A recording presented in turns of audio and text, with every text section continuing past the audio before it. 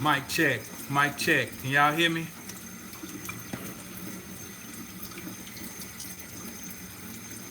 Give me a one if you can hear me.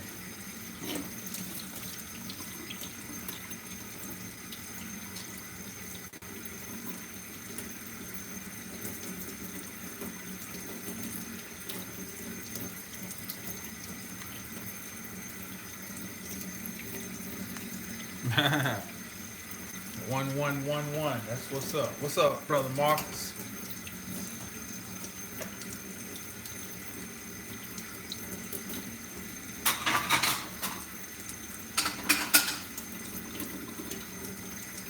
Got a good discussion today, and as you can see, I'm multitasking.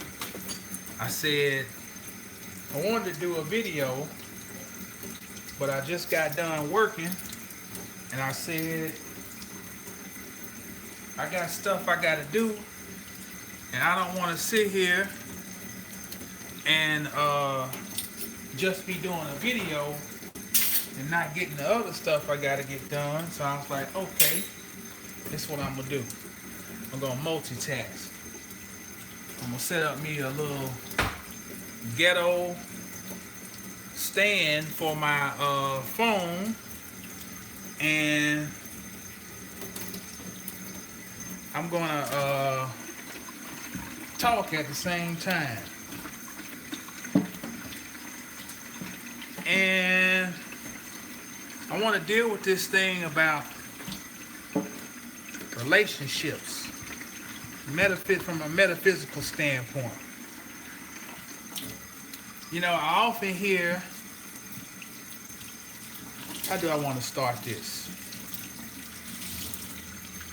Let me start it right here. You don't know who you fucking with until you gotta go through some shit. Alright? I don't care what the situation is. I don't care how beautiful they talk and say all the right shit. All the shit you want to hear, and call you beloved, and tell you divine and all this bullshit. The true test is of your mate, and the bond between you and your mate is you got to go through some shit. And that's very metaphysical, because the hero and the heroine always have to go on a journey. And it is not until Job goes through all those plagues that Job realizes his godhood. It's not until Samson loses his hair, loses his eyesight, loses his strength, that Samson realizes his godhood.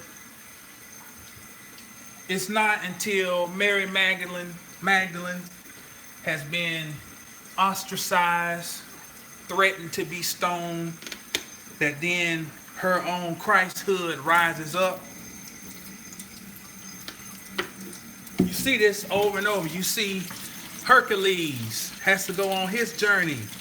You see Psyche in Greek mythology has to go on her journey, where she loses her lover, who is Eros, and she has to go on a journey to restore their if we want to say love or marriage or whatever.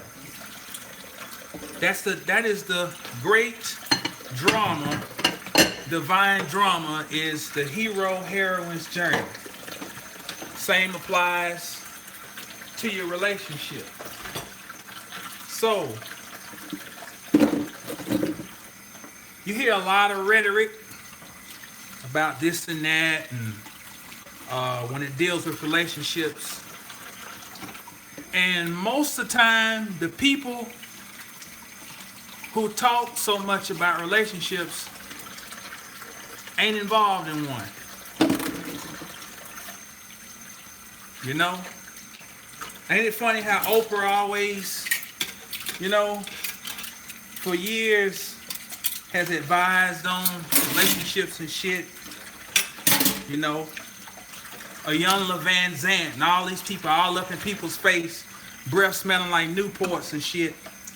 You know, telling them not to get their shit together. And where's the example of yours?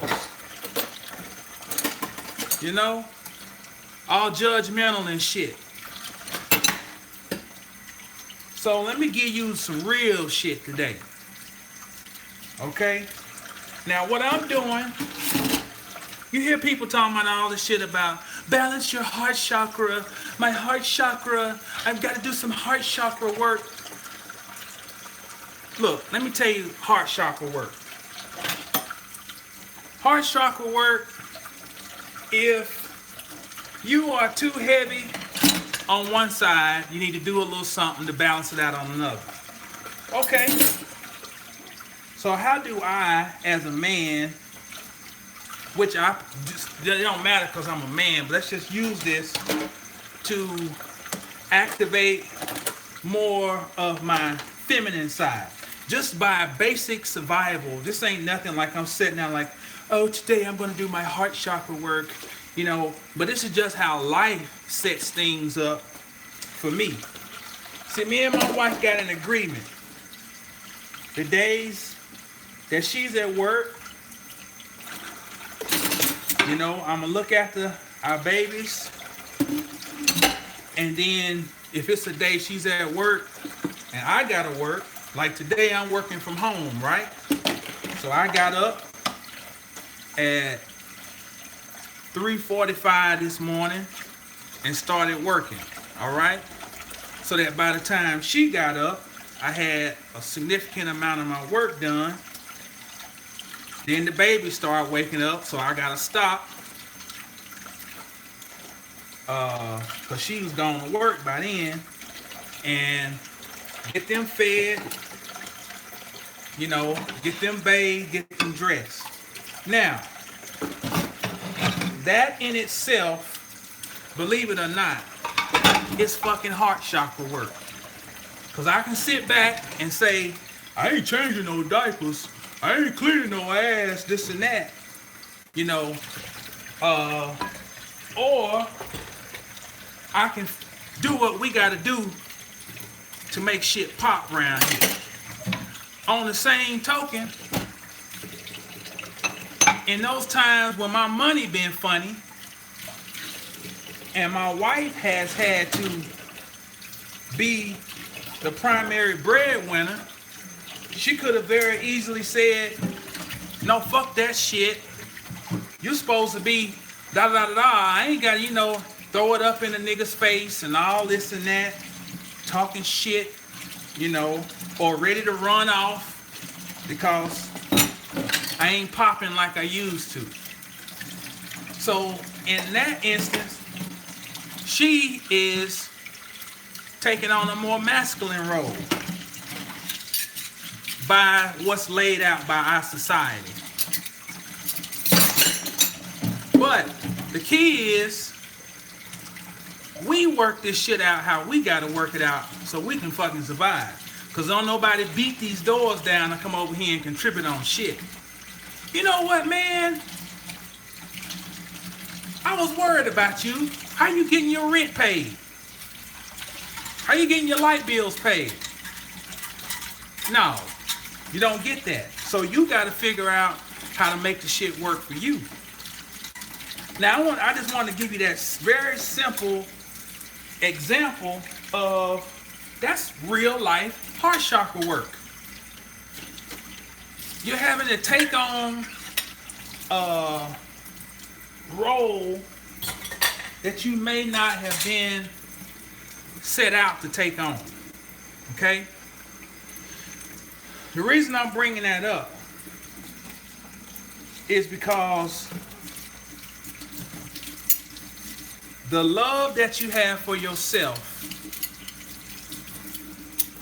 is a divine expression that is outlined in all of these great stories that we read. But then the expression of love that you show for your mate is the outward activity of those same stories. Because just like you trying to bring something together inwardly, you bring something together with that person outwardly that you build with. So this is how I know when a person ain't gonna ever actually find somebody that exactly, Marcus, balance. One way you know that a person is not going to find anybody is if they use certain language about what they ain't gonna do. Oh, I ain't doing that shit. I ain't doing that. It's just like if I want some money. If I create this barrier of what I ain't gonna do, now I mean we talking about within reason. We ain't talking about no crazy shit like, but by when you put up all of those no's, what you do is you send out the message of what you want. I'm a prime example, just like money. For so long I talk shit about money. And guess what? I ain't fucking have none. The power of your words. I ain't have none. So I'm gonna give you some historical stuff here / occult, and I'm gonna show you an agenda that was launched to make sure that cohesion between a man and a woman would be under attack based on occult principles of understanding the Hieros Gamos, the divine holy marriage. If you have a divine holy marriage, man, you know how powerful that shit is? To have a divine holy marriage within you and outside. So if you want to keep something congealed,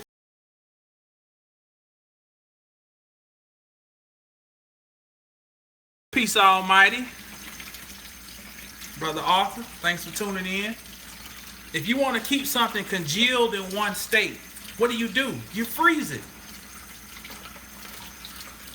You freeze it. So, I was watching, I don't have cable, so we use the little, those little digital antenna things. It's like, man, them things pretty good. Get a whole bunch of channels with it. It ain't like when I was coming up where you had UHF, VHF, and you have to go over there and fuck with the rabbit ears and shit. This digital shit is shit. Even got some channels where motherfuckers be speaking in Vietnamese. So I stumble across sometimes the Decades channel, or the show, I guess it's called. I guess the show is called Decades. And the other night, I'm watching, and I see this thing unfold. And I'm always looking at numbers, and they said how 1968 was the year of the woman. It's like, that's interesting.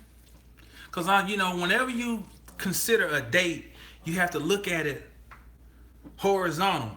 And you have to look at what other events are occurring along that timeline to put everything in context.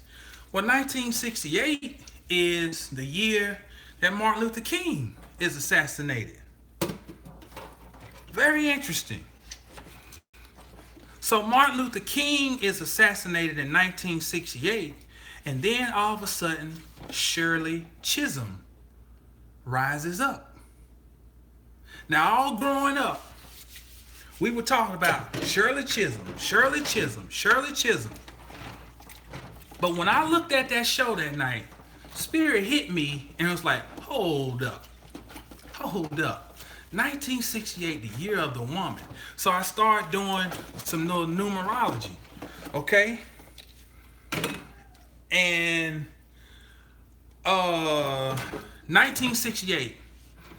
1 and 9 is 10.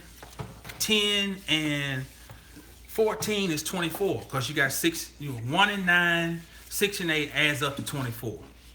Okay? 24 adds up to 6. Now what they gotta do with the price of tea in China? I'm gonna show you something. I'll be right back. Does this thing come off? No.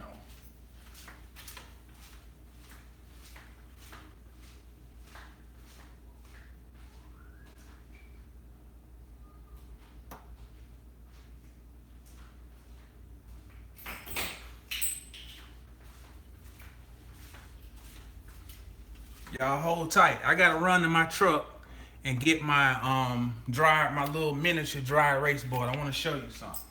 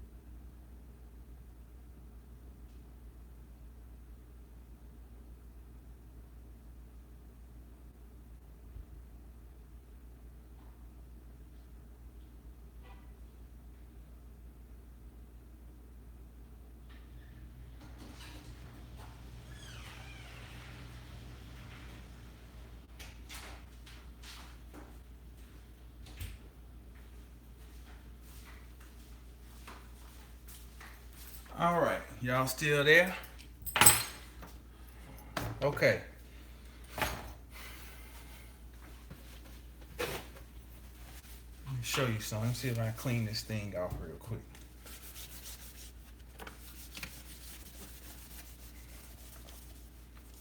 Damn, this little cheap ass motherfucker right here.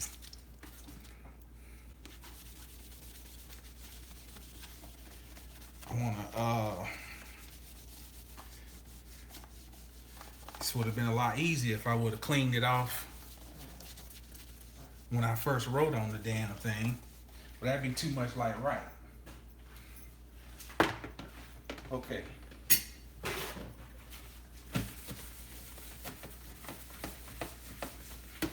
Some stuff is just better when you with a visual.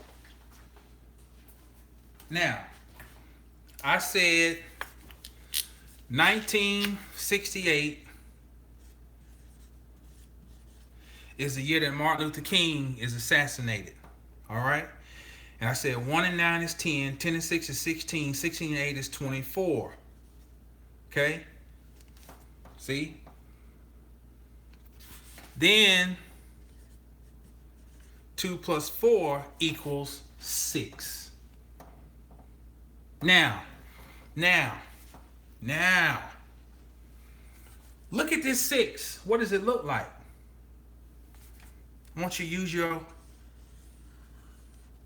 use your imagination.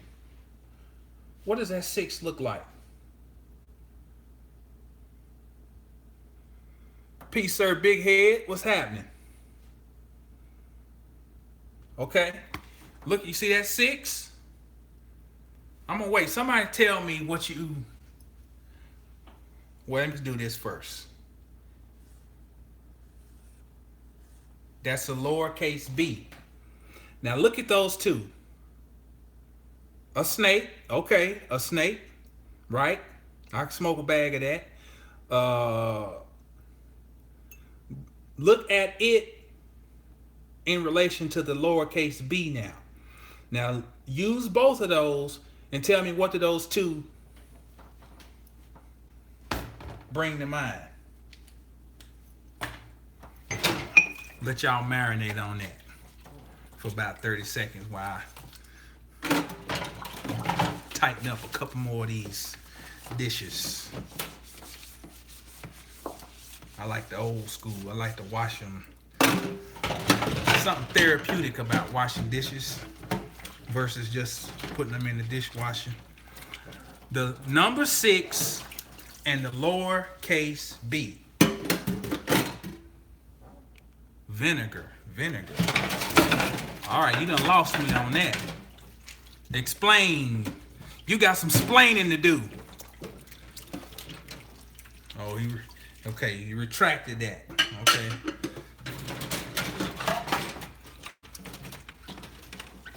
Let me just throw this out there. The letter B is the first letter in the word birth. Birth.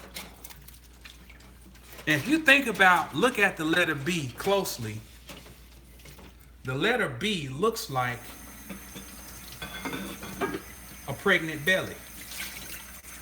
I'll show you here in a second. The letter B and the number 6 is pregnant belly. And when I did a little bit more of some numerology, I kind of felt more comfortable with that assessment.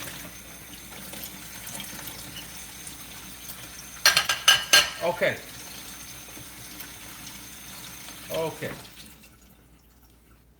See the belly? See the belly? Pregnant belly? They said 1968 was the year of the woman.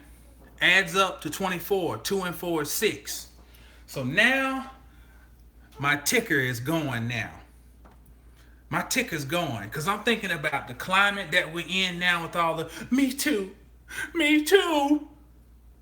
I wanted to be in a movie. So I did this and did that. Me too. Okay? And I said I want to go back and see what's the year, the official year for the start of women's suffrage. And guess what I found?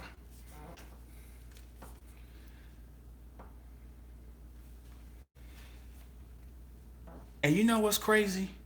I didn't catch this shit until right the fuck now. Look what I said. 1968, right? Now you look at this shit. 1968. Take the numbers and scramble them around. And you come up with 1869. Ain't that a bitch? Ain't that some shit?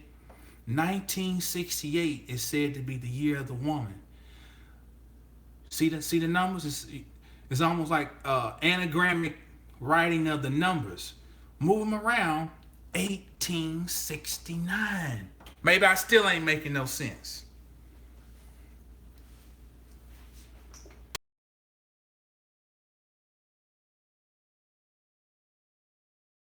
All familiar with her. Her name is Helena Blavatsky.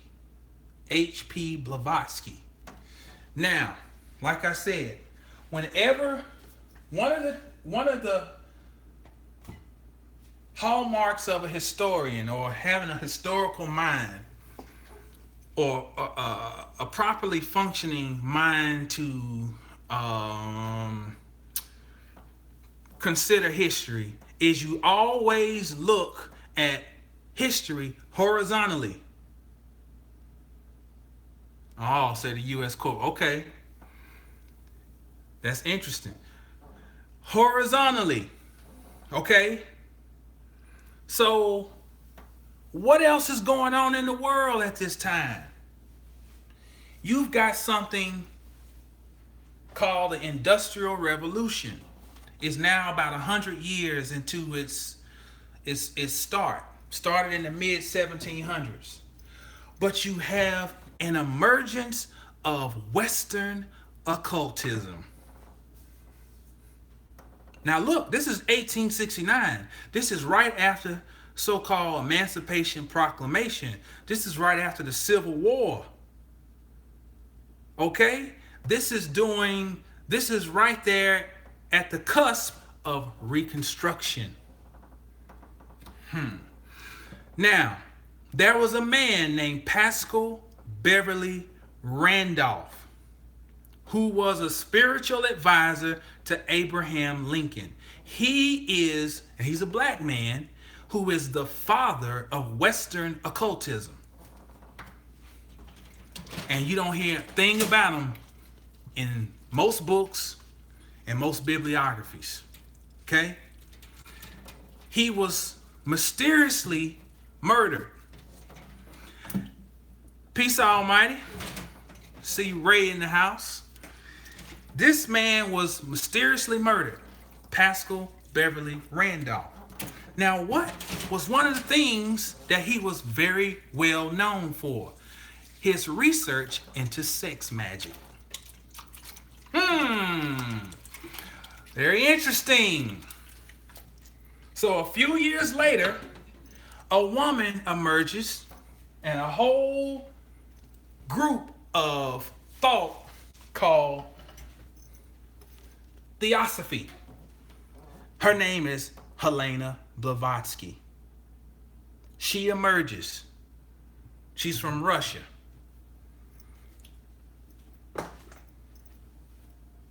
There's also Scottish Rite Masonry is well established at this time, and they're headquartered in the South. What I'm going to tell you is that the women's suffrage movement, which would give birth to feminism, was an occult secret society agenda from the motherfucking start. And it was not just about turning women against men and men against women. It was also to turn women against women. Now this is some deep shit right here. You got to stay tuned for this shit right here. This shit is heavy. This is some heavy ass shit. So, leading up to this era, you've got a plethora of male-dominated patriarchal religions ruling the planet. You got to think at this time, the British Empire is that business. They the baddest motherfuckers on the planet. Okay? So,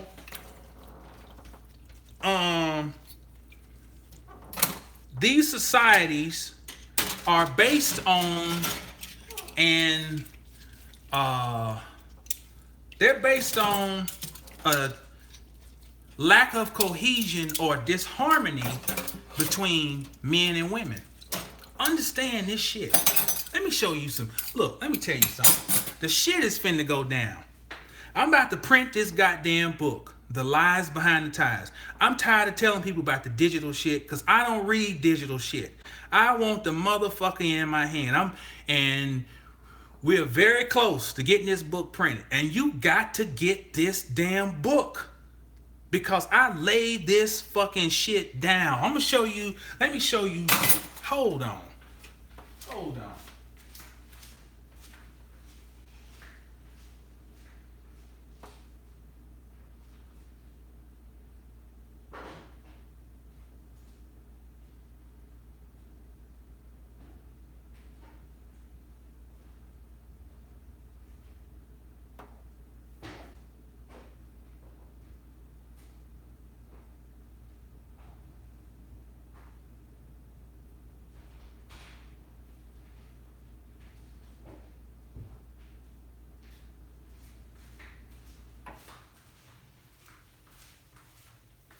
Okay, in my book, I got some sources.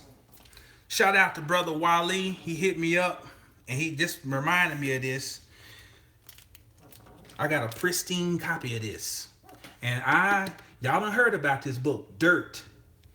I gonna give you accounts out of this book about the culture that is behind all of the bullshit that we're involved in. You need to, okay. Rolo goes to work. Okay? I'm going to show you, this is the industrial era thought on how to use children as slaves. What does the goddess always do throughout mythology? She raises her son up. Now she'll kill it, motherfucker. She kills him when the time comes, but she always raises him back up. She puts him back together. She even mourns his loss, even when she had to take his own head off. Why do they have the Wailing Wall in Jerusalem? The Wall of Tammuz. They're mourning Tammuz. Tammuz is the same as Heru, representing the sun dying, declination of the sun. But the sun is murdered so it can be raised up. This right here is about nothing about raising up no son. It's about turning the motherfucker into a slave. Facts. This leads up to feminism, women's suffrage. You got this book. I referenced this in my book, talking about how the educational system was set up to kill and subdue the light. Pillars of the Republic. Pillars of the Republic. This book is a, man, our schools were set up to be literally prisons. Literally. Another book talks about the culture. Medieval callings. That's just a few of them that gives a backdrop to why we see the dysfunction. Because it wasn't supposed to work. So what I'm saying is that these things are showing the patriarchal smashing down of anything feminine. Now, that's not even going back to your witch trials and so forth. Okay. So now we're back again, just like Mother Gid and her son, Antius, who replenished, that's right, with her touch. That's right. It's replete throughout mythology. Mother raises her son up. And that's why, that is the real that's the real scheme behind all of this. I'm telling you, it was set up. Look, man. All these motherfucking sisterhoods and shit, and brotherhoods and this and that. My daddy told me early on, this was something that was ingrained as a child. He said, look, I ain't trying to go nowhere and sit around a whole bunch of fucking men. He said, if I'm going to be around a whole bunch of anything, I'd rather be around a whole bunch of women. And vice versa. But here's the kicker. All of these things set up to where it's so down the middle on gender lines about,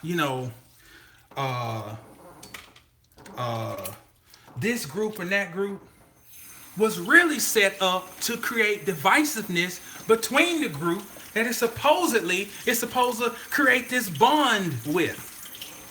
I'm going to prove what I'm saying to you with just some old basic common sense. Okay? I'm just going to go to that, and then I'll come back to the historical shit. Let me tell you what I mean. We can sit around and call, and I'm just going to say this for the women. If there was a dysfunction and lack of cohesion between the men and women who were setting the pace, right? Their first agenda, how can they come together and actually work together? They can work together to make sure that you don't have no fucking cohesion. An enemy of mine An enemy of my enemy is my friend. So we can find common grounds in the fact that, we must make sure that this energy stays dormant. All right? So we create this movement with all this shit about sisterhood when really it is to attack you. Because here's my fucking point. Common sense. You can be in all the sisterhood shit you want to. Let your ass have a fucking son. You can talk all the divine queen shit you want. Let your ass have a motherfucking son. Guess what? And follow me on this. I'm showing you how this shit was laid out diabolically. What are you more worried about with your son? More so than the police fucking with him. You're worried about some woman putting his ass in a trick. If I got some women on here, tell me I'm fucking lying. Tell me I'm lying. If you have a son, you are worried about somebody coming and trying them run a 52 fake out on him.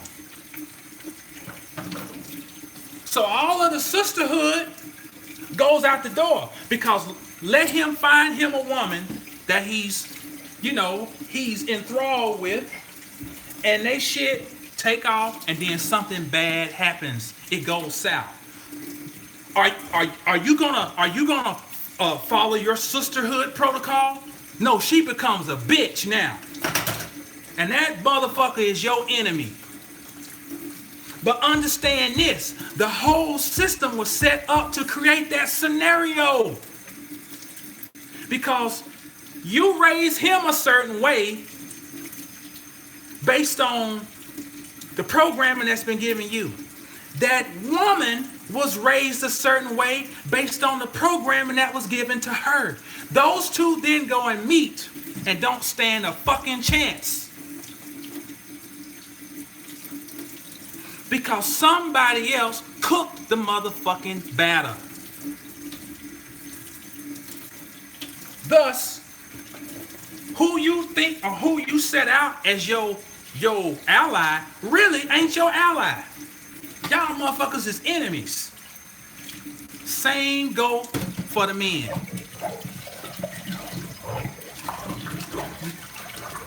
The men, I always laugh at men who got this whole what a woman's job is bullshit. And I mean, there's a thin line here, because I'm going to tell you something else too here in a minute. There's a thin line, but the approach, when you approach it like she's your property, oh, she better, when I get there, that motherfucker better have me some, da da da da da. See, that didn't come from you. You were taught that. You were conditioned to think that way. You were conditioned to think that anybody is your motherfucking property. That's conditioning. So you come with that shit, and then naturally, what's she gonna do? She gonna rear her back, and then we got this. Let me show you some shit. Let me show you how diabolical this shit was laid out. I showed you 1869 is nothing but 1968 reverse. That's why they came out in 1968 and said it's the year of the woman.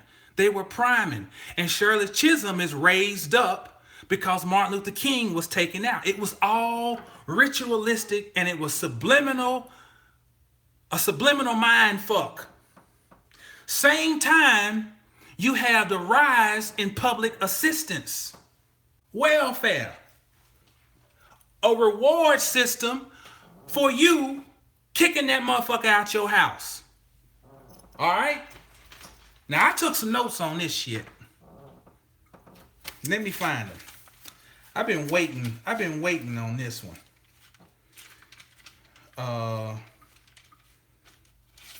Let me see if I can find my notes. I wrote down that night watching that show. It was very, very disturbing.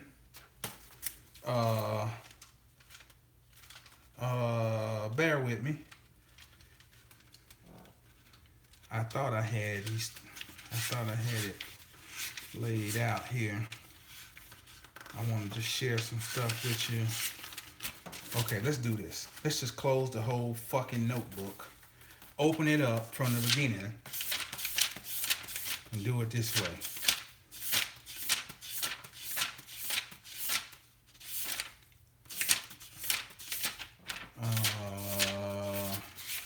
It's in here.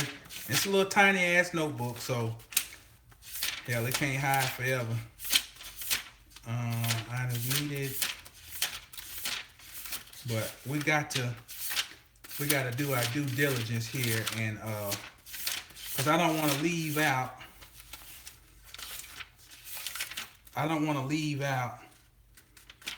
This stuff here. Well, shit. Okay, I'm getting close. I see the certain types of notes. Okay, here we go. Now, I want y'all to go back and do some research on this. You had some groups pop up. Late 60s. New York Radical Women Movement. Now, National Organization of Women. See, this is all around the same time.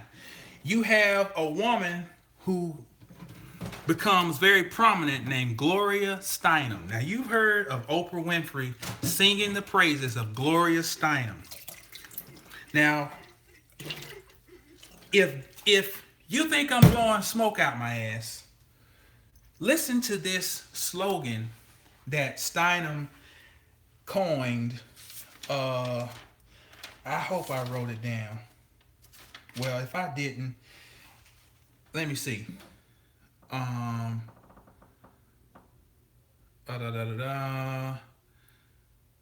Okay, obviously I didn't, but it was basically this. It said, after Black Power, now what? And I might be a little off, but that was the gist of it. After Black Power, now what? All was orchestrated. All of it was orchestrated. All of it was ritualistic. See, you got to imagine how far behind we are in our discussion of occult matters.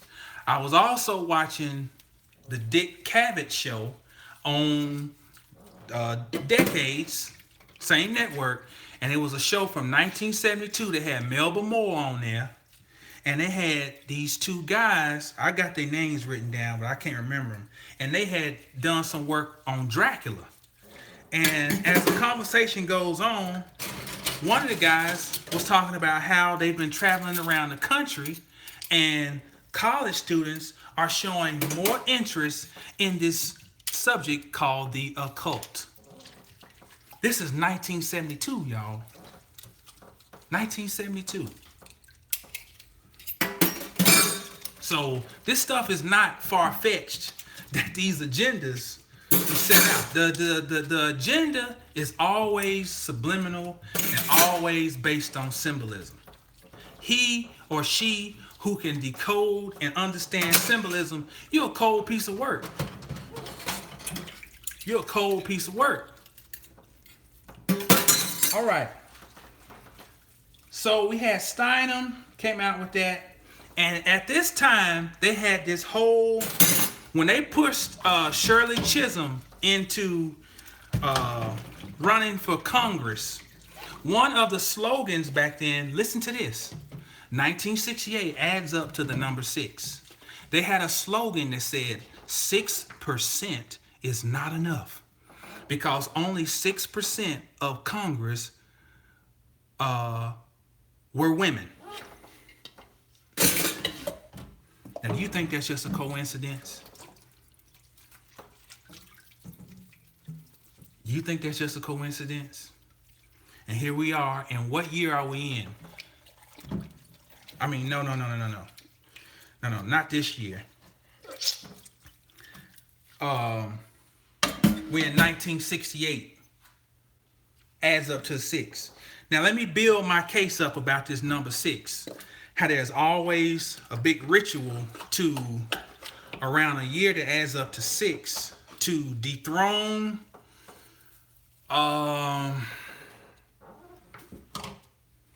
dethrone the king. Let's just say it like that. To dethrone the king. And then to artificially put a goddess in place. See, there's a difference between natural, organic, and GMO.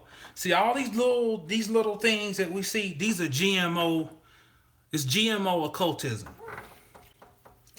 And basically it is preying on the ignorance of the masses who don't either are not interested in knowing shit or just ain't damn capable. You know, sometimes because of just ain't got it. Sometimes it's just so inundated with constantly trying to figure out a way to survive that they have no interest in taking the time to contemplate things of this matter, of this nature.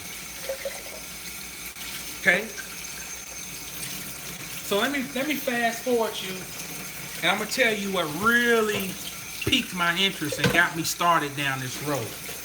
They revisited and said, this is how they play games. Look, they know that most people don't pay attention to shit. So they lay stuff out and they'll show you their agenda. Because they're like, first of all, none of these dummies is going to catch it. And two, who would even believe a motherfucker if they said that somebody like me, who would believe this quack, this conspiracy theorist? Okay? They started showing how in 2004, Martha Stewart was indicted on insider trading. Okay? Now listen to the ritual. This is what tipped my hat right here.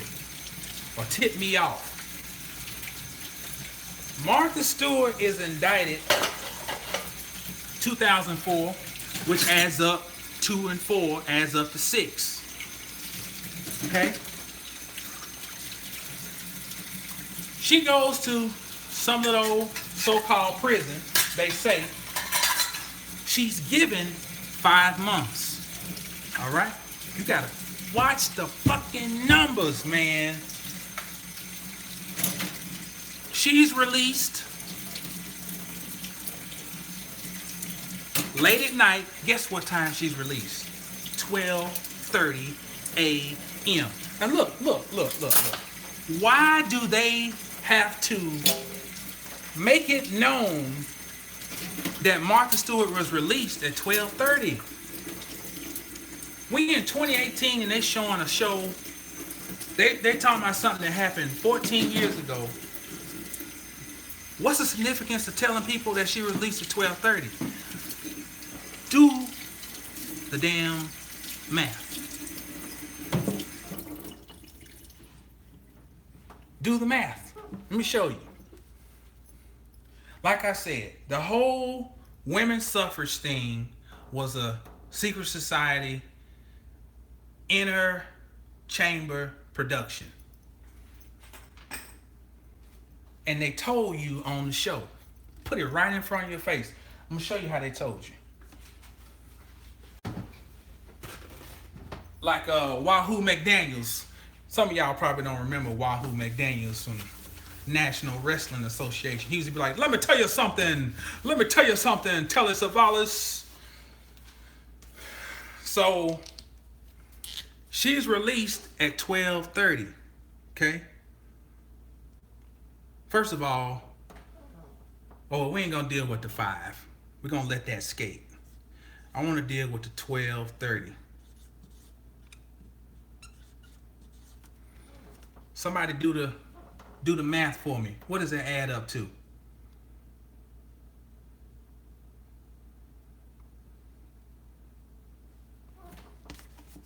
Two numbers I want you to look at.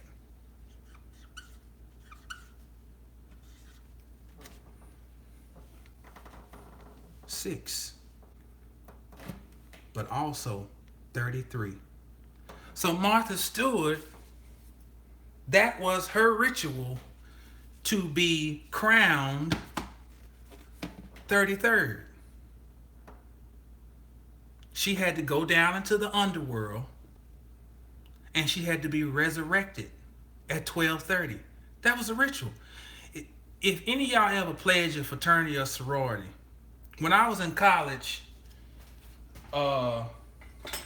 we pledged Omega, and until we were till they tried to kick us off the football team and out of school. And you have something called a set when you pledging. It's called a set, and your set usually started at 12 midnight. You know, that's the start of the what they call the witching hours. So they released her at 12:30 in the morning. 33, double eagle. It's all a game. All a game. Now, let's fast forward. No, let's go back. Let's go back. I'm going to show you another 6. 1977. That's the year I was born.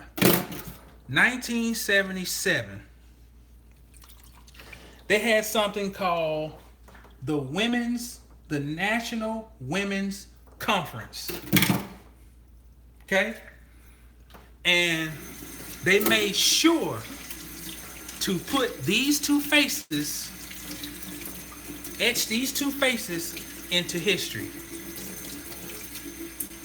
And one woman is somebody I really, I respect everybody, but I really like this lady. But I know what time it is too. Maya Angelou and Coretta Scott King.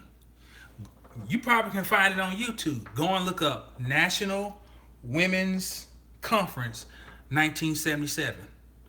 1 and 9 is 10. 7 and 7 is 14. 10 and 14 is 24. 6. I did my homework, y'all. I did my homework. I ain't blowing smoke out of my ass. 6. Heavy shit. If you study your past with correct enough vision, you can start almost predicting shit. Study trends. Ain't that what they do in business called forecasting? Well, we got to look at our trends. Well, trends help you forecast. All right.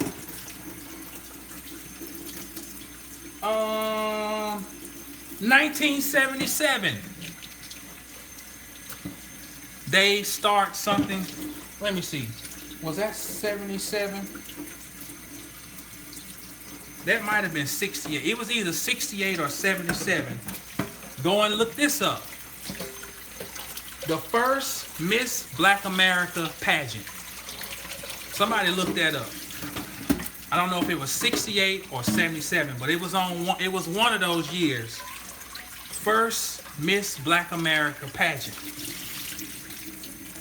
Now, that was, look, you heard a million people say this, that if you want to lock somebody down into something, you give them what they want.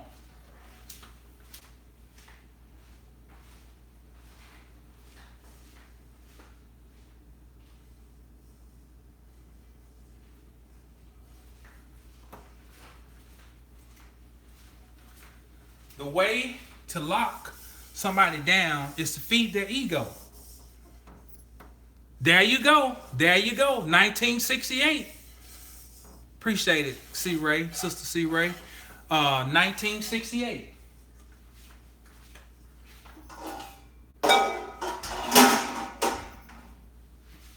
You see what I'm trying to say? So let me show you how this shit plays out. They produced this agenda that tells you, ladies, that when you cook, that's a subservient role. That when you cook. And so if you buy that shit, you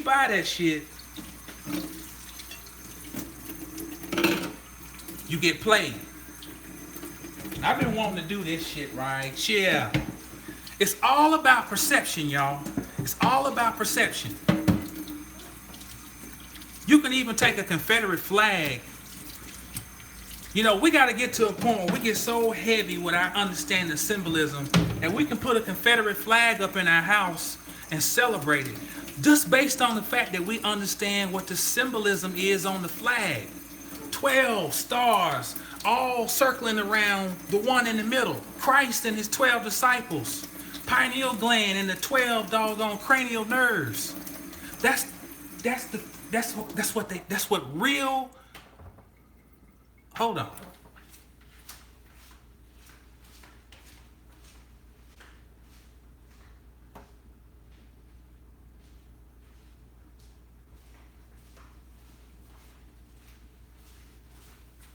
Okay. Damn ambulance across the street. That's what real occult agenda is not about. Most of the shit that people be talking about. You know, people be going back and forth about, man, it don't even have nothing to do with that shit. That shit be all smoke and mirrors. The real shit is the subtle shit. You gotta dig for it. Exactly. So, where was I? Oh, this whole thing about how they flip meaning and symbols. So now, cooking becomes some form of, oh, I ain't cooking for no motherfucker, da da da da. Let me show you some shit. Let me show you some motherfucking shit. I don't feel like pulling that one out.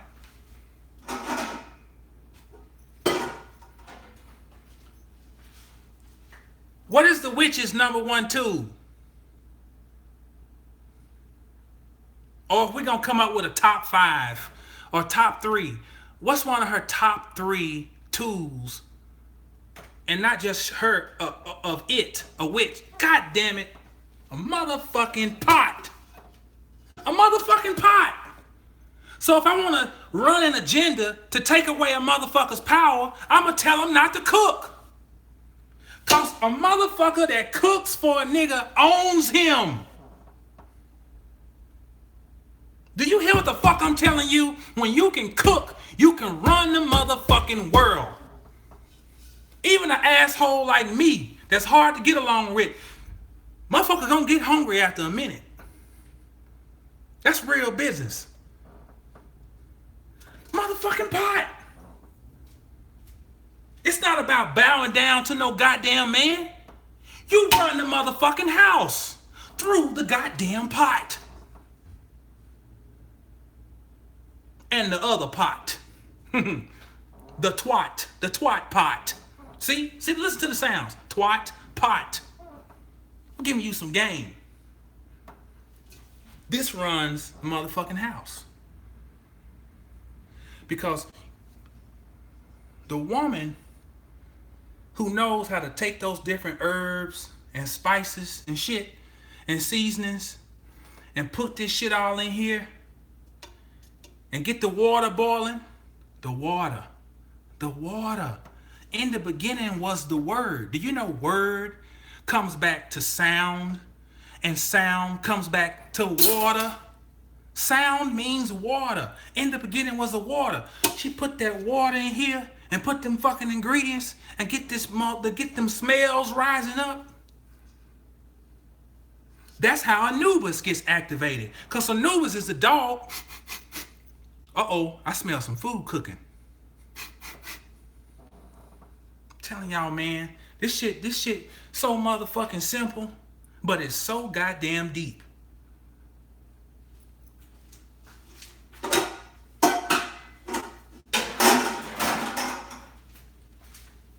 Don't let somebody else define what your power is. You do the research and figure out what your power is.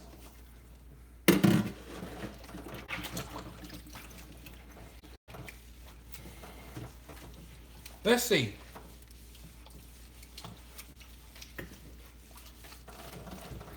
I don't know what else I got.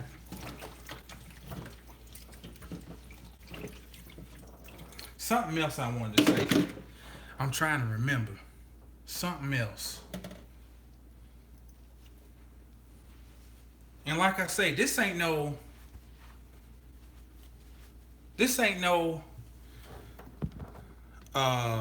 bash women section. Like I say, I'd rather be around a house full of women than some fucking men. Tell you that.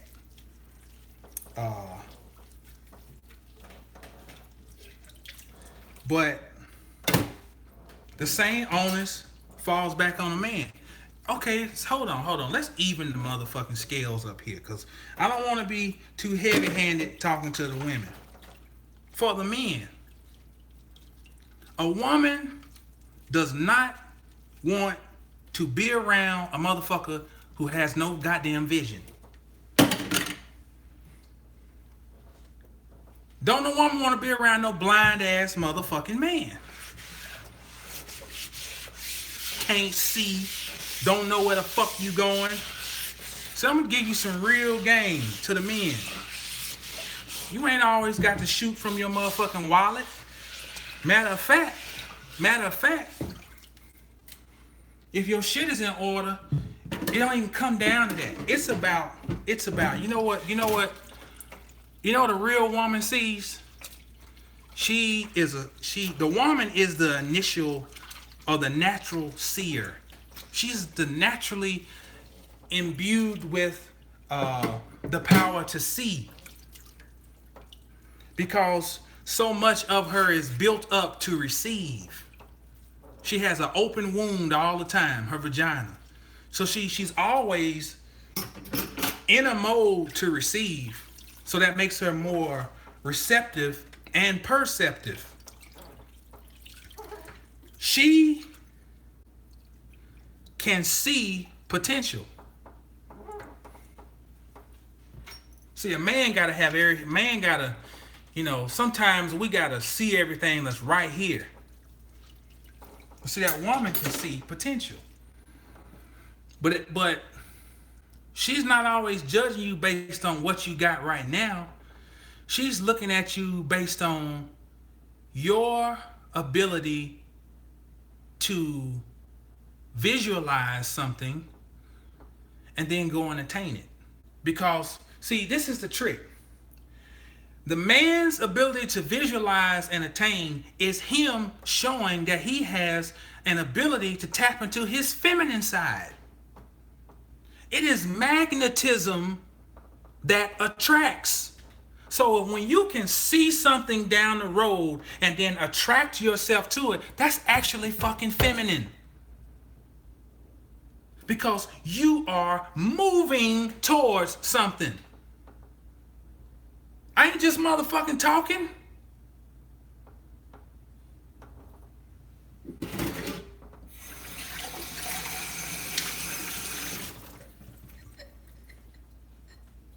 So, once again, somebody has been controlling the game and telling us what the rules are. And we never stop to question the game. Fuck the rules. I want to question the whole game. Who's sitting up there in the glass box? I want to know who's up there. Who's the owner of the team? Who's the owner of the league? That's what I want to know. And how did they get the right to set the rules? Show me your track record. Oh, you ain't late, Kana. You ain't late. You right on time. Don't worry about it. Shit gonna go up on YouTube and you can go and check it out, rewind it. But I'm telling you, it's a smoker. It's a show enough smoker. It's worth going back and looking at.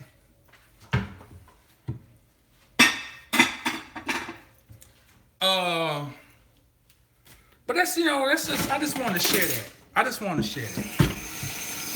And don't get me, that's what I want to say. That's what I want to say. This bullshit about me and my woman don't argue. Me and my man don't argue. That's some more bullshit. That is, I'm not saying that cannot happen. Let me hold on, let me clarify that. I'm not saying that can't exist. I'm saying that it's bullshit to think that if your relationship ain't like that, that your shit is fucked up, it's flawed. That's some motherfucking bullshit, man. Shit. That's bullshit. That strife, some of the best fucking come after a goddamn argument. All that goddamn energy gets wound up. See, I'd rather argue. Well, me personally, the woman I don't argue with is the woman I leave. That's the thing. That's the thing with me. If I don't feel compelled to argue with you, it is a privilege. It's a privilege for me to argue with a motherfucker. You better believe that shit. Because if I don't give a fuck, what the fuck am I gonna argue for? Fuck that. It takes two energies to come together to make a Christ. It takes two opposing energies. So hell, even the arguing got benefit. Christ gonna come up out of that motherfucker eventually. It might not be great for the relationship. It might hell. Some cases it might destroy it, but that was still Christ. Because that meant the truth came out. Christ's energy is the truth. Now, if the relationship is strong enough, then Christ comes up and it moves the relationship further on down the road. But all that sitting around and motherfucking trying to pretend like everything hunky-dory and this and that, putting on airs and shit, them the motherfuckers kill each other. Right there. Them the motherfuckers be on Snapped or A&E.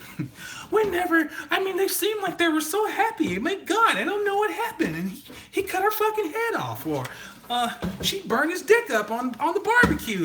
My God. I thought they were so great. Hey, look. MC Breed used to say, God rest the God, MC Breed. I don't know if y'all know about Flint, Michigan. MC Breed. He used to say, ain't no future in your front. This the longest it ever took me to wash some goddamn dishes. I'm in here sweating washing these motherfuckers. MC Breed say, ain't no future in your front. Putting on no motherfucking ass for what? Shit. This so a motherfucker can, for what? I can't even think of a reason. Hell yeah, we argue. Hell motherfucking yeah. And like they used to say in Living Color, and we still together. You know? So, I always hear these relationship experts and shit, with all the bullshit. I want to give you some real shit. The real side of the game, And for these men,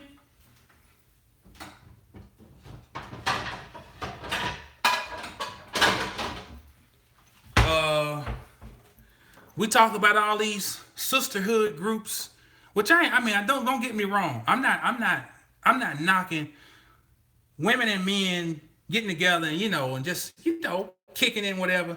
But I'm talking about when the shit goes too far. I'm gonna give you an example where shit go too far. That motherfucking MGTOW shit. Y'all heard of that? Men going their own way. The first time I heard just that right there was enough for me. Men going their own. What the fuck? What the fuck is that? Who does that shit? Men going their own way? And I mean, these dudes be going hard about this shit.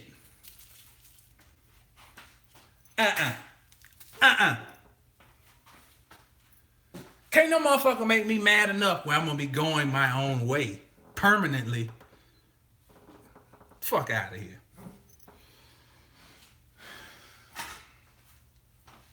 All this shit created. All this shit created. Do you ever stop to think of, you hear a movement come out, or you hear everybody's talking about and this and that. You ever stop to think, where did this come from? You damn right, Marcus. Shit. I want to go where I can smell some goddamn breast milk. Fuck the dumb shit. Some colostrum. Oh, man. Oh. So, that's my rant for today. I feel good. I feel good because I was still getting something done, although it took me 4 hours to wash these dishes.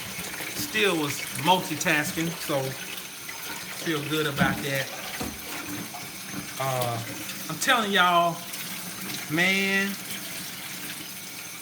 shit is moving. I've been making some fucking moves. I've been putting to work all of the shit that I talk about. You know, I'm not just talking it, I'm living it. You know, one way to assess the people you're around, assess your circles. Assess your circles. You know, listen closely to how people talk. Is the conversation the same old conversation year in, year out? Day in, day out. You know what I'm saying? It's the same old rhetoric. Same old bitterness. No growth. You know? No expansion. If that's the case, run from them motherfuckers. Please, save yourself. Run from them, because eventually, if you don't, you'll become them. Like I told y'all in one of the last videos, I was a very smart kid. But, man, if you practice long enough acting stupid, you'll start noticing yourself get stupid. You know? And that was a point in my life where, you know, I tried to pretend like I was, you know, like I was stupid. Now, I was always a clown now. I was always a clown. So, here's the thing. If you want to crack jokes with me, motherfucker, I'm going to give you the business because I can draw. So what I would do is I might stay in the lunchroom, first and second lunch, and draw pictures of you and go and copy them in the library or in the office and put them motherfuckers all up over the cafeteria, and it'd be some fucked up cartoon of your ass. That's how I was, you know. So I was always a clown, but I made myself into a dumb clown, you know? So you got to be careful hanging around people whose energy ain't matching yours. Whether that's in a relationship, friendship, whatever. Man, one of the drawbacks about sometimes us as Aquarius people is they say that we spend too much time thinking, you be in your head and da. And yes, sometimes, yeah, like I told you, I'm bad about, I can fall out with a motherfucker and they don't know I done fell out with them until they come and say the wrong thing and I, you know, go bananas. But I try to avoid that by I just stay away from them. But so that's not anything to brag about. You know, that's not necessarily good. But I'm gonna say this. One thing though, I be analyzing motherfuckers. Sometimes that shit's good. Hold on.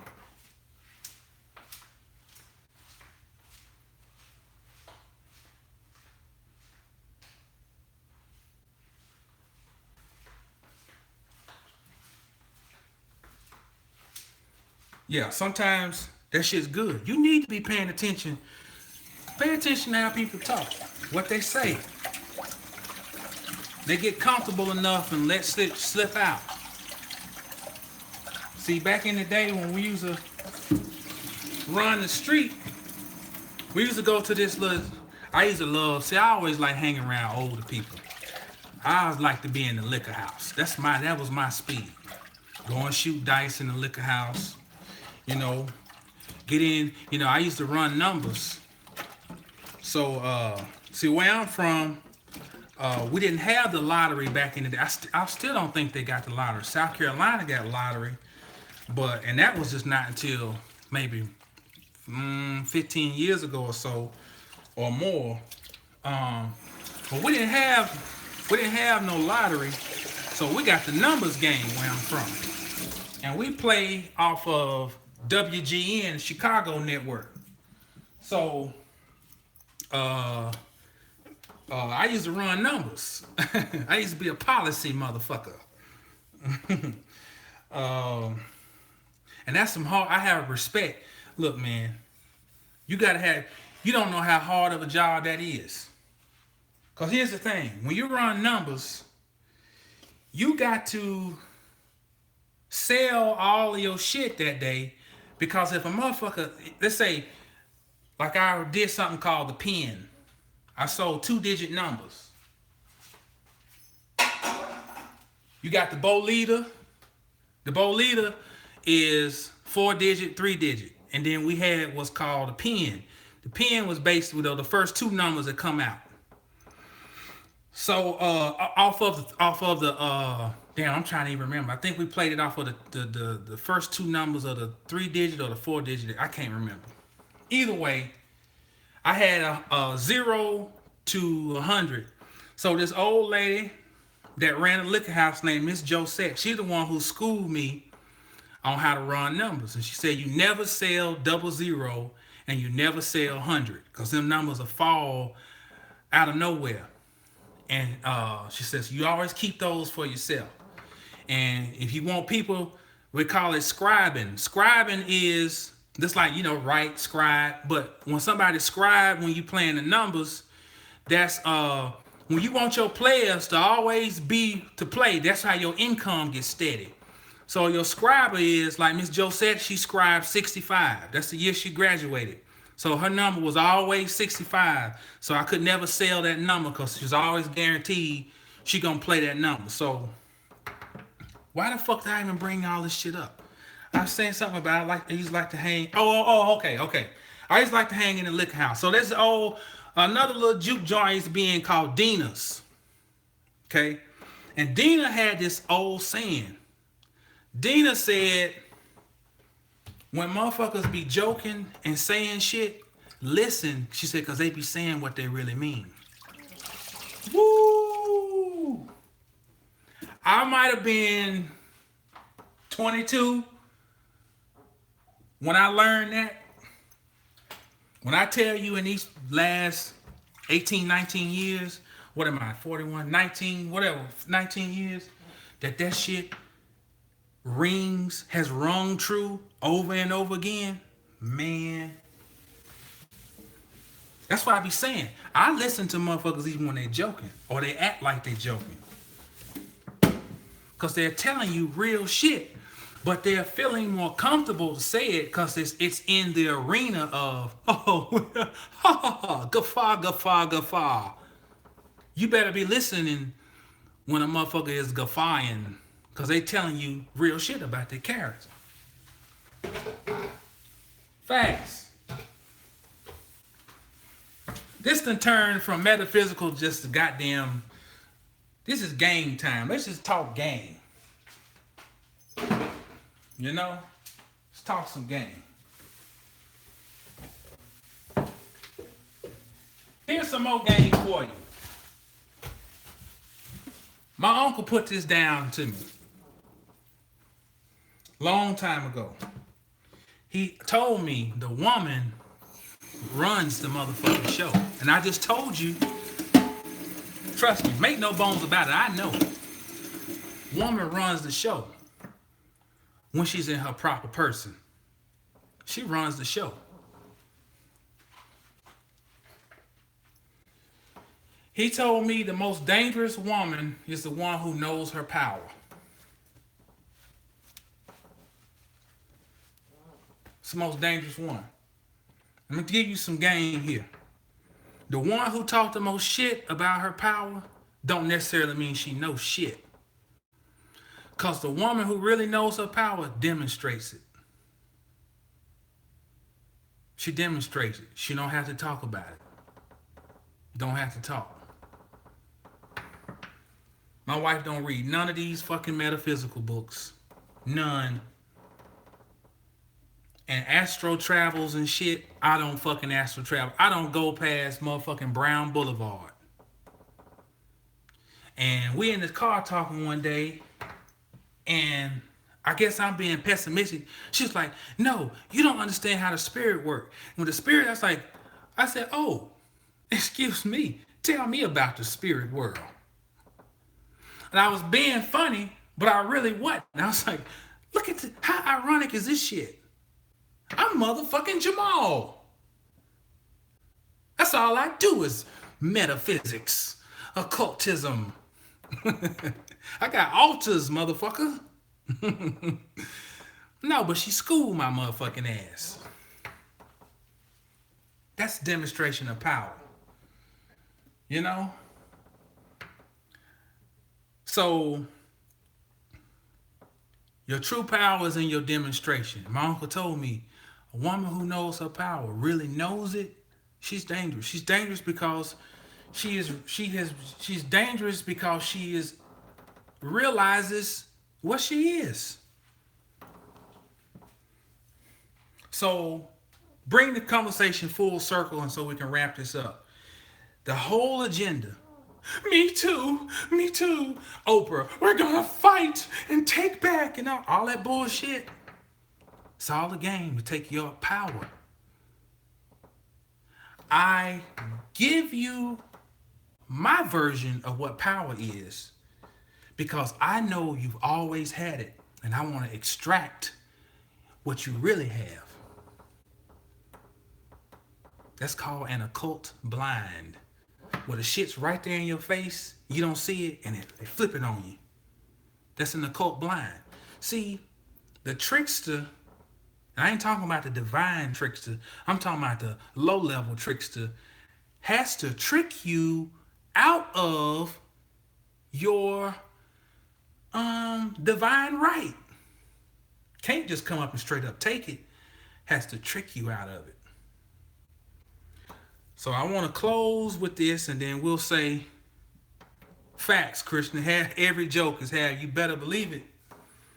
And on the real side of the game, hell, there really ain't no jokes. I mean, some of the shit I say, I be laughing, but I be telling the truth.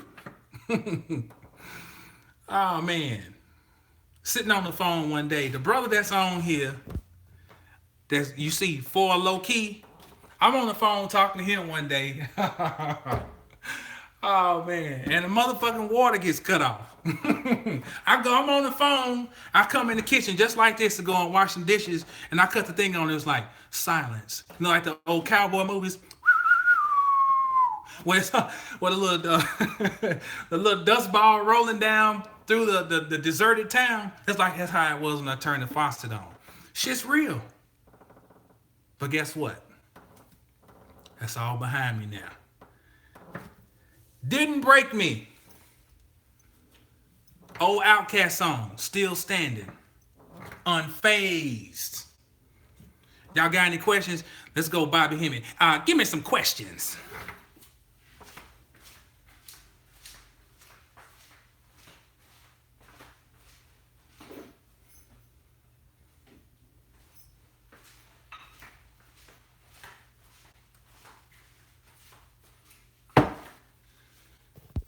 If y'all ain't got nothing, then we'll wrap this thing up. No comments, no questions.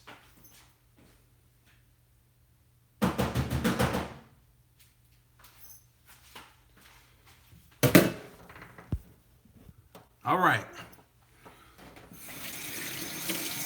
Well, if all hearts are clear, like they say in church, we're going to open the doors of the church for a metaphysical experience. As always, appreciate y'all tuning in for the afternoon chit chat. Normally it's the afternoon drive.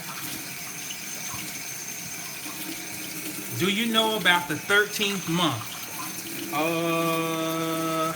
Well, I guess it depends on in what way you mean. Heard game time and came back into the room.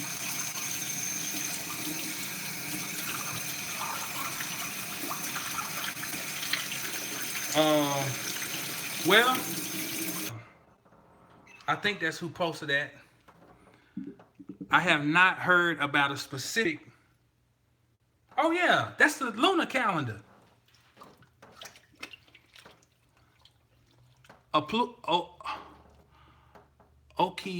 Yuckus. No, I ain't heard that. Now that term, I ain't never heard that. But I mean, but if I was just to, I guess if you're gonna have to enlighten us. But if a person was just to if I just had to shoot from my ass on that, I would say you are the 13th month. Symbolically, 13th month is you. But we have to. The good thing now is that these chats, like when I put it up on YouTube, the chat, the conversation in the chat shows up. That's some new shit they got. So we're gonna have to look that up. The new 13th sign in the zodiac.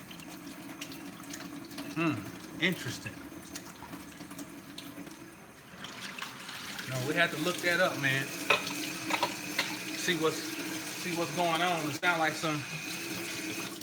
like some shit off of Star Wars or something. Oh, sidereal astrology. Okay. Indian Eastern astrology. Okay.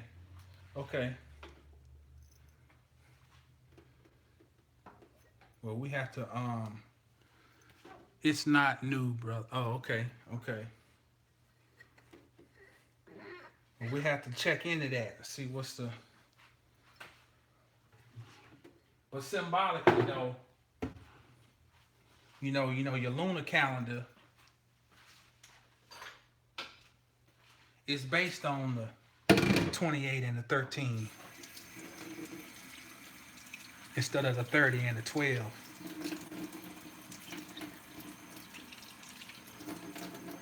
Give me some questions. Also, too.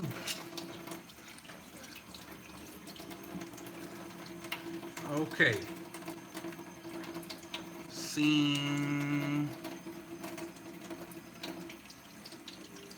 This T. Okay. Y'all still talking about the whatever that word is.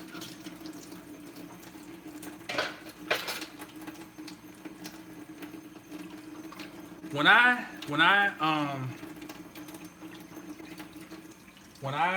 print this book, and I've been talking about this, what's my take on Black Panther? Well, I ain't seen the movie.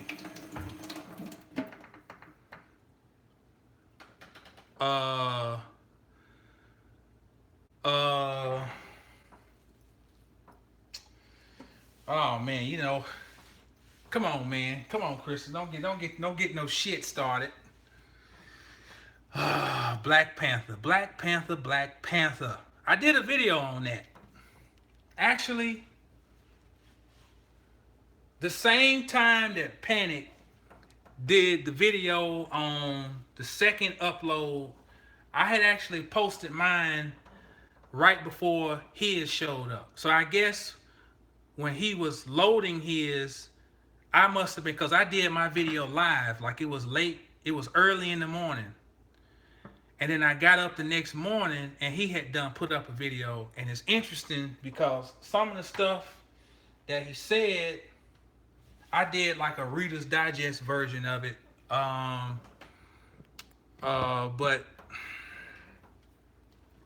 I can't remember what the title of the video is. It's cause I didn't put Black Panther because I just felt like everybody was clickbaiting the fuck out of Black Panther. And I was like, I'm not gonna dick ride and be another Brother Jamal breaks down Black Panther and he is the original Santa. You know, I wasn't gonna do that. So I said I'm gonna put another title up and people just gotta watch it and then they'll hear what I gotta say about Black Panther. But I can't remember somebody on here was Marcus was on there. I don't I can't remember the damn, but I think Black Panther again. We gotta evaluate the time that things come out. Now we got levels to this thing. We got the effect that it's gonna have on a dead person, which it may give them. Let's say, put it this way: if 20 million dead motherfuckers watch that movie, only maybe 10 at the most got enough inspiration out of it to where they launch themselves on some type of deeper introspective look into who they are. But the other 19,998,098 motherfuckers, or 99 motherfuckers, or whatever, 90, it was just some shit to go and wear some motherfucking dashikis and some high-tech boots and a goddamn Black Panther suit and be like Ungawa Black Power and right back to your regularly scheduled programming. Now, for us, then there's that second tier who were already, let me put it this way. I really don't feel like I'm in a hurry to go and see the movie because, I mean, hell, like Phil Valentine said, after Matrix, man, the game was already exposed with, when they did Matrix, I mean, shit. That was it. So I think now what's being done is a very tedious game of tug of war. Of give people enough to appease their egos, to lock them into a certain paradigm of thinking. It's just like the mannequin challenge. It's like the ALS ice bucket challenge to freeze people. Freeze. One thing you never see in any of these movies is, or you rarely see, is where the forces that are opposing each other are actually moving as one unit.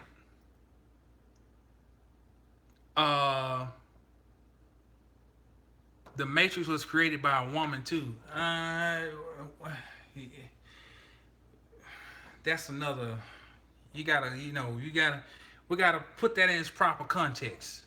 But one thing we know for sure we see in movies is that they take one energy and split it up, and it opposes itself, and the winning energy sustains the world. That has to happen. Always has to sustain the world.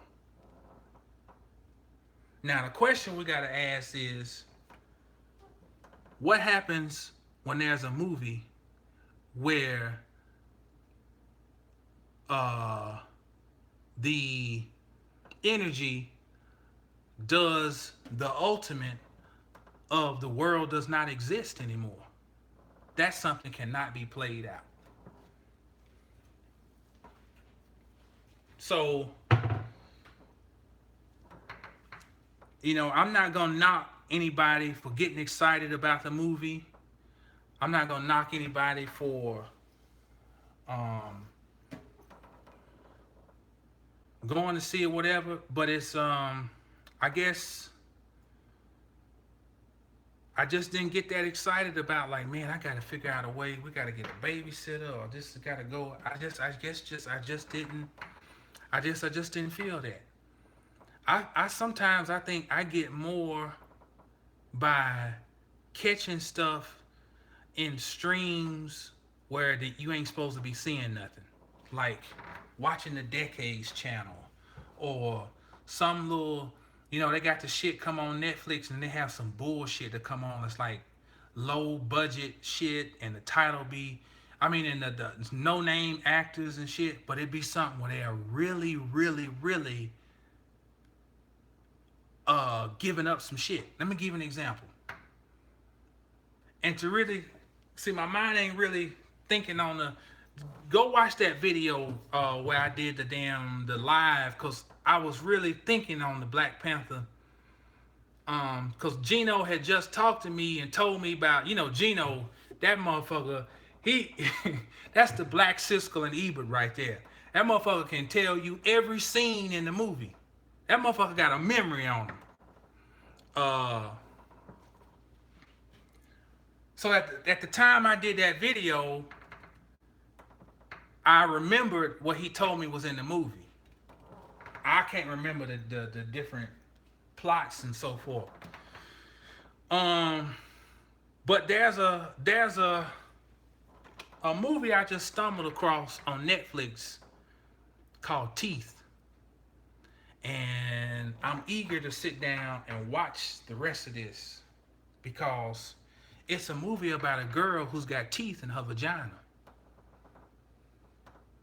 And I said, okay, first thing come to my mind, Kali, the story of Holofernes in the book of Judith in the Catholic Bible, the story of John,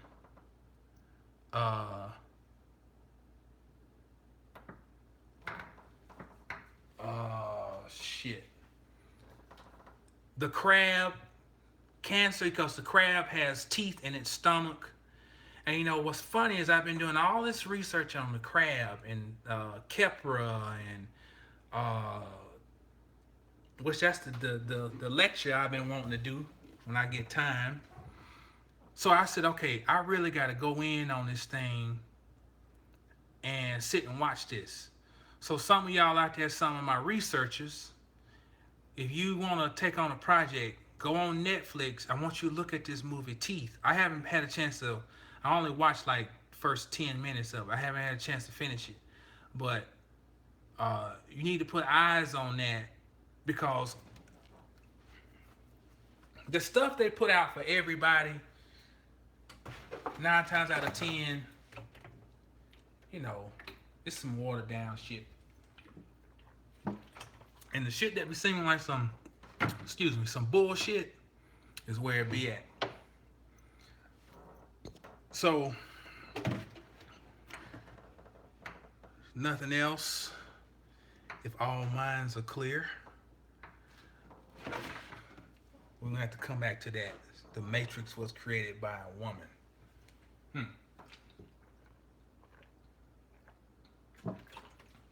That's one we need to be on the radio for, that one. Because I need to hear what you coming from on that. The Matrix was created by a woman. Because, yeah, it was. But I still need to know in what context you mean that in. So this is what's coming out of pipeline. Soon, very soon, April is the month where shit gets cranking. Masters of the Cosmos. I'm hoping between April and May that the printed version of the book comes out. If you bought the book, a digital copy, you're gonna get a copy of the printed copy Of course, no charge, no extra charge. You're gonna get 1 cent to you.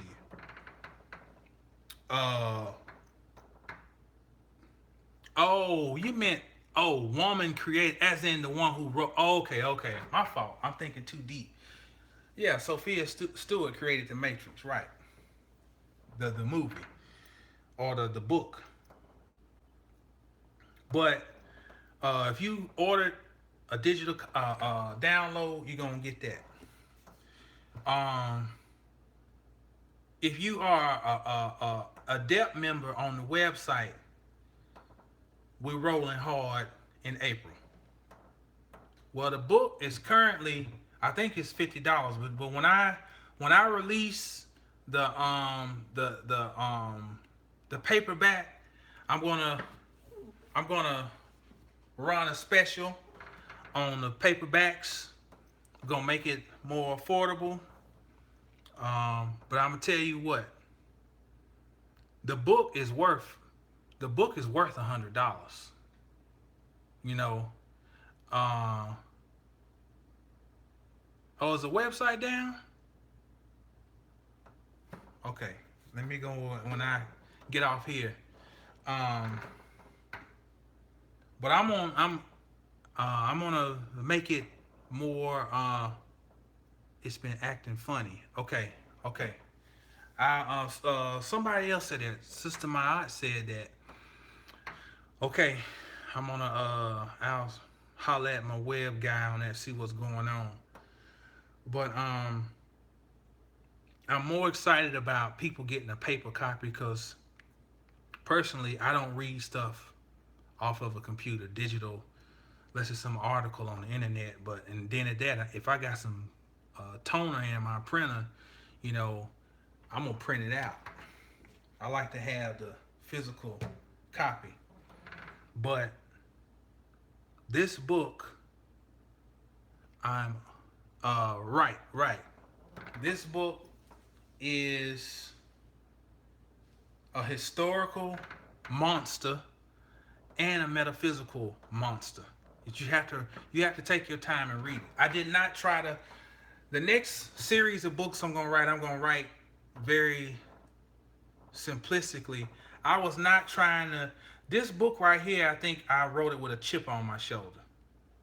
I wrote it expecting somebody to want to challenge it, and so I wrote it to where it could hold up scholastically, and it could go and be in a library, and nobody just made to dismiss it as some bullshit. So I wrote it on a certain level. So you have to, if you're not accustomed to reading scholarly stuff, you have to take your time and read the book. Fuck it. Why not? Shit. Ain't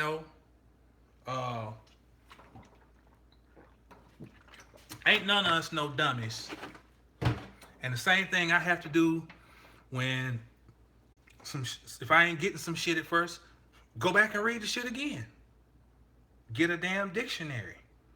We gotta stop catering to the idea that we're dumb. So I didn't write it as though you're dumb. I wrote it as though, shit, you could digest shit on a PhD level. Because you can. If you're the original gods, why the fuck can't you? So I wrote it on that level. So it's but the book, that book is bad. It's a bad motherfucker. So I'm looking forward to it. It's been a long time coming. So we got a lot of stuff launching in April. First of all, I make sure that this website is acting right.